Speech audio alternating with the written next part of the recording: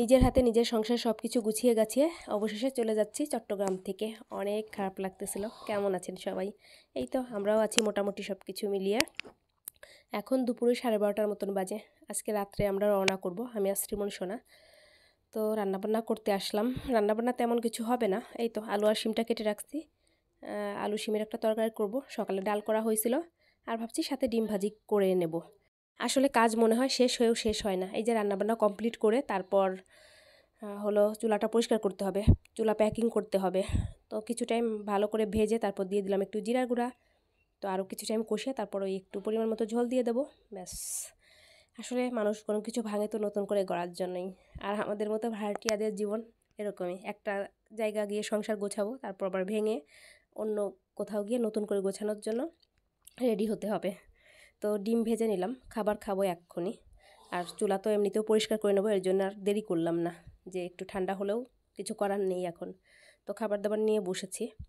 তো খাওয়া দাওয়া কমপ্লিট করে এর মাঝে অনেক কাজকর্ম করা হয়েছে। সন্ধ্যার টাইমে আবার শ্রীমনের পাপা পুরি তারপর হলো বেগুনি নিয়ে আসছিল, একদম গরম ছিল, খেতেও অনেক মজার ছিল। তো যাই হোক, বসে বসে খেলাম। এখন আর চা খাবো না, কারণ চুলা অলরেডি প্যাকিং কমপ্লিট। রেডি হয়ে নিলাম, এক্ষুনি বের হবো, দেরি হয়ে গেছে বলা যায়। আর তোমার জুতা পাইতে দেই।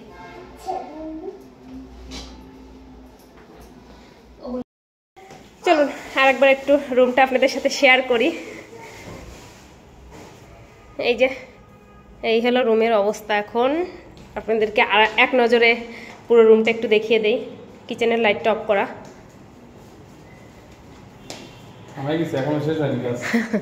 শেষ না যাওয়া পর্যন্ত হবে না। আচ্ছা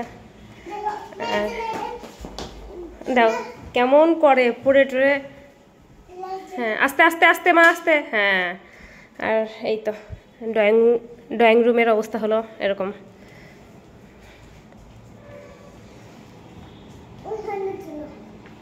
এখানে এখানে থাক মা, আর লাইট টাইট অন করা লাগবে না, এখন বের হয়ে যেতে হবে, কারণ চট্টগ্রাম এইভাবে। ওটা হ্যাঁ এইভাবে, ওটা পুরোটা তো হ্যাঁ।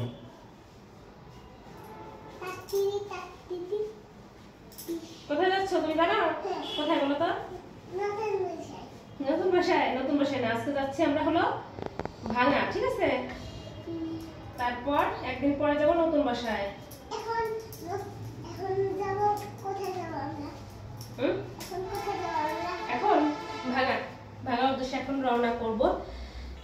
এটা পড়েই যায়, বাইরে হয়তো হালকা হালকা ঠান্ডা বাতাস, তাই না? হ্যাঁ বাইরে বাতাস আছে, রুমে তো শীতের কিছুই নেই। আমার ওই গ্যাজেটটা পরে ওইটা কিনে দিতে না, ওইটা পরে দিবা না, যাতে শীত না লাগে।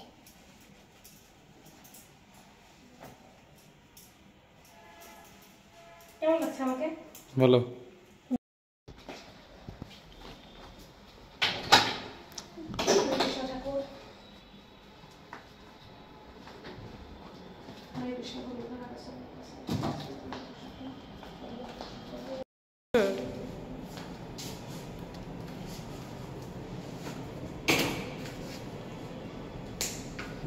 লাইট অফ করো।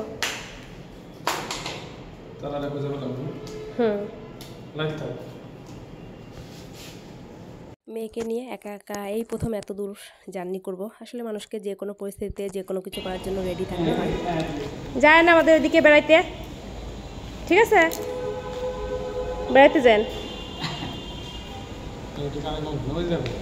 শুধুমাত্র এই একটা জিনিসের জন্য আমাদের এত দেরি হয়েছে, তা না হলে আরও কয়েকটা দিন আগেই চলে যেতাম। যাই হোক, নতুন বাসায় গিয়ে সুন্দর করে যখন সব কিছু আবার নতুন করে সাজাবো গোছাবো, তখন তো শেয়ার করবই। তো আজকেই দিয়েছে, তো সিএনজি নিয়ে আসছে। এখান থেকে আমরা যাব হলো প্রথমে বাইজিৎ, ওইখান থেকে বাসে করে যাব দামপাড়া।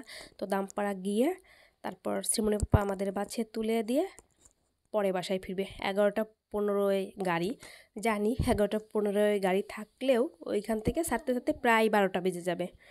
যাই হোক, মানে যাতে আমরা একদম ভোরে গিয়ে নামতে পারি, যদি রাস্তায় কোনো জ্যাম ট্যাম না থাকে।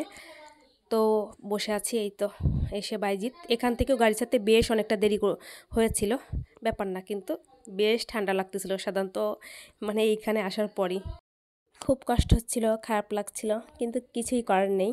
একটা কথা ভেবেই ভালো লাগতেছে, এখন বাড়ির কাছাকাছি থাকবো, ইচ্ছা করলে বা প্রয়োজনে বাড়িতে যাতায়াত করতে পারবো, মানে এত কষ্ট হবে না, এত লং জার্নি করতে হবে না। কথা হলো এই, একটু একটু করে চট্টগ্রাম শহর থেকে বের হয়ে যাচ্ছিলাম, আর ভাবতেছিলাম আর কখনো হয়তো এইভাবে এসে থাকা হয়তো হবে না, হয়তো ঘোরার উদ্দেশ্যে এই দিকে আসা হতে পারে, এরকম আর কি।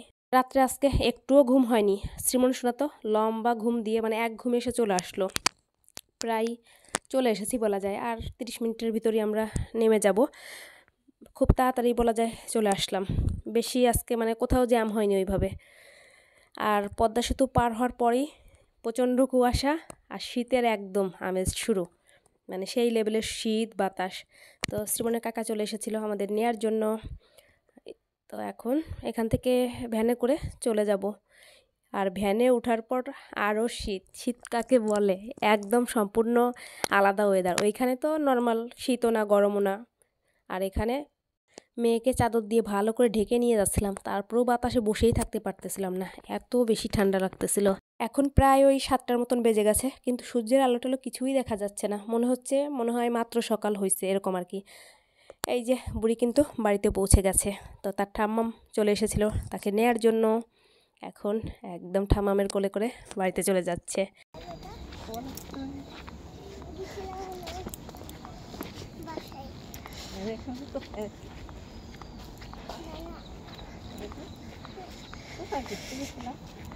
শীতে মনে হয় একদম জমে গেছি, আর এখানে একটু বেশি শীত, চারপাশে কুয়াশায় দেখাই যাচ্ছে না, এতটা কুয়াশা। তো বাড়িতে এসে তারপর সকাল সকালে স্নান করে নিয়েছি, সারা রাত যেহেতু ঘুম হয়নি ভালো লাগতেছিল না।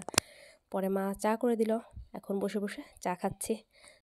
আর সে তো আসার সাথে সাথেই তার খেলাধুলা শুরু, খেলনাপাতি সব যত্ন করে রেখে দেয়, যখন চলে যায় আবার আসার পর সব নামিয়ে দেয়, সারাদিন এই খেলার উপরই থাকবে।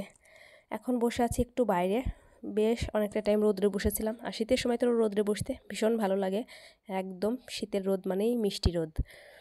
শ্রীমনের পাপা আজকে ভোরে মানে সব মালপত্র নিয়ে রওনা দিয়েছে, হয়তো সন্ধ্যার দিকে বাড়িতে আসবে, না হলে বাসায় থাকতেও পারে, আগামীকাল আসতে পারে, জানি না। এখন এইটাই চিন্তা করতেছি যাতে সব কিছু খুব ভালো করে সাবধানে নিয়ে আসতে পারে।